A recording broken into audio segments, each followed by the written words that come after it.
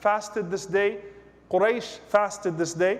And the ulama mentioned some reasons for this, that just as some of the remnants of the Hajj, the way of Ibrahim a.s. remains amongst the people of Mecca, and they had some adat, some traditions that they held onto that would have coincided with the truth, that this could possibly be one of those things. Just as, for example, when we talk about Ashura, aligning with incidents in the past as well, when Allah subhanahu wa ta'ala allowed for the 10 days of Moses, the 10 days of Musa alayhi salam, atmamnahu ashra, that we completed.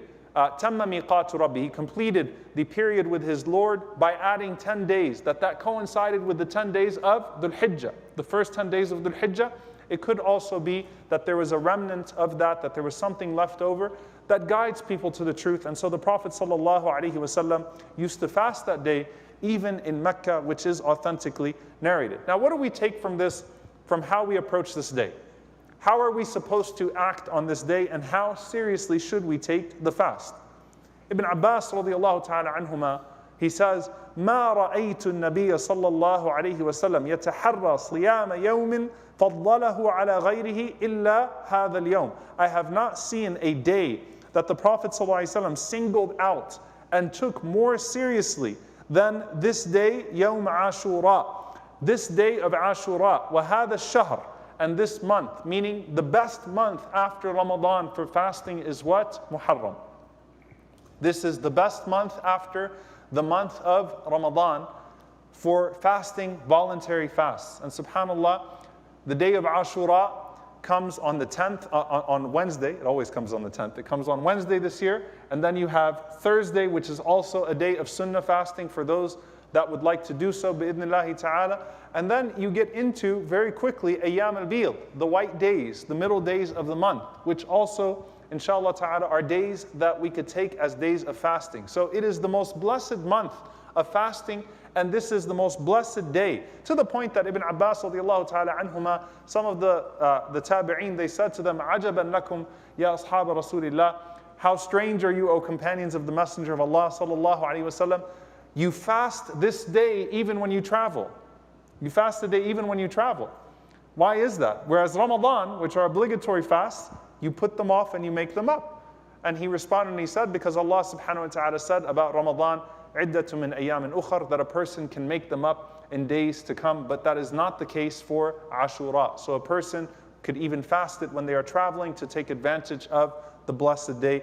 And of course, those who are prohibited due to circumstances out of their hands, bidnillahi ta'ala, the reward is written down for them as well. Of course, we also know from the sunnah of the Prophet ﷺ that this was a day that was initially mandatory for the believers to fast. And then the Prophet ﷺ made it voluntary with the obligation of Ramadan. قال عليه الصلاة والسلام هذا يوم من أيام الله. This is one of the days of Allah. فَمَنْ شَاءَ صَامَهُ وَمَنْ شَاءَ تَرَكَهُ. Whoever wishes to fast it can do so, and whoever wishes not to fast can do so. And we know, lastly, that the Prophet ﷺ, of course, in regards to Siyam, he alayhi salatu wasalam said that if he lived another year, he would add the 9th day to the day of the 10th. He would fast both the 9th and the 10th. And one of the reasons that the ulama mentioned, one of them, of course, to distinguish ourselves from the people of the book. Another one, khashyata naqsid hilal. Imam al-Nawawi rahimahullah says, in case the hilal, the sighting was off. And we know that this year, by the way, some are fasting on Thursday, some are fasting on Wednesday. So perhaps it is an opportunity, bidnillahi ta'ala, to fast both Wednesday and Thursday to make sure that Allah subhanahu wa ta'ala counts that day for you and that you reach that day. وَقَالَ عَلَيْهِ الصَّلَاةُ وَالسَّلَامُ إِنِّي أَحْتَسِبُ عَلَى اللَّهِ أَنْ يُكَفِّرَ السَّنَةَ الَّتِي قَبْلَهُ. I seek from Allah subhanahu wa ta'ala that this day will expiate all of the sins of the previous years. How beautiful is that? Now what I want to transition to, inshallah ta'ala, in conclusion to this. In general, a day of fasting should be honored with good deeds. In general, a day of fasting should be honored with sadaqah, should be honored with charity. Should be honored, if you can, with praying janazah if there's a janazah to pray and following the janazah. Should be honored with visiting the sick if you can visit the sick. This is a general day of fasting. It should be infused with good deeds and deprived of sins that would take away the blessings.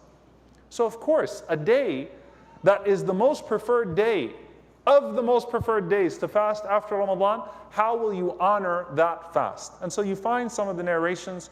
One narration, which is in Ibn Abdul Barr and Al-Bayhaqi, and it is disputed in its authenticity, and I have no care to go into that dispute on the minbar. There have been entire books written about this, but just to say that some of the scholars considered it authentic, others did not, that the Prophet ﷺ said, "Man wassa'a ala nafsihi wa ahlihi yawma ashura, wassa'a Allahu alayhi sa'ira sanatihi." That whoever spends generously on their family, on themselves and on their family on that day, in sadaqah, Allah will be generous to that person, will spend upon that person for the entire year. Which is very interesting. And again, it's narrated in Shu'ab al-Iman, Ibn Abdul Barr. Many of the scholars of the Sunnah, they spoke about this narration. And one of the proofs that they mentioned were that the narrators of the hadith itself said, "Jarrabnahu fawajadnahu kadhalik," that we have practiced this and we have found that reward from Allah subhanahu wa ta'ala. Al-Hafidh ibn Rajab rahimahullah ta'ala, he narrates that Imam Ahmad rahimahullah said he heard Sufyan ibn Uyayna rahimahullah, who is not a Sahabi, but who's one of the Tabi'een, say, "Jarrabnahu mundu 50 sana aw 60 sana, fama ra'ayna illa khayra," that we have practiced this for 50 or 60 years, and we only found good from Allah subhanahu wa ta'ala. That as we gave in sadaqah, spent in sadaqah, in charity, and the best of charity to spend on is your family, that Allah subhanahu wa ta'ala would increase that for you, and that Allah subhanahu wa ta'ala would spend on you, would reciprocate that generosity for the year as well. Again, whether or not it is specific as this or not, mark the day with ibadah, mark the day with worship, mark the day with charity. وَلَئِن شَكَرْتُمْ لَأَزِيدَنَّكُمْ. It is a day of gratitude, and if you are grateful, I will increase you. It is not the day of Arafah, which is marked by a day of dua, but it is a day that is legislated in the spirit of gratitude to Allah subhanahu wa ta'ala. اعملوا آل داود شكرا. So work, just like the family of Dawood alayhi salam was commanded to work. Work deeds of gratitude on that day. Give sadaqah on that day. Make dua that day, of course. Do the deeds that would infuse your fast with barakah, with blessing and pleasure of Allah subhanahu wa ta'ala.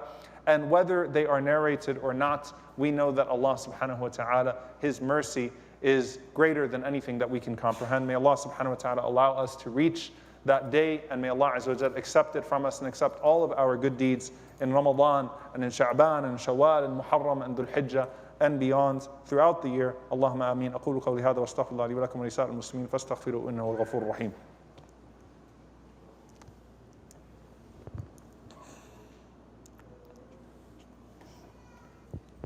الحمد لله والصلاة والسلام على رسوله الكريم وعلى آله وصحبه أجمعين.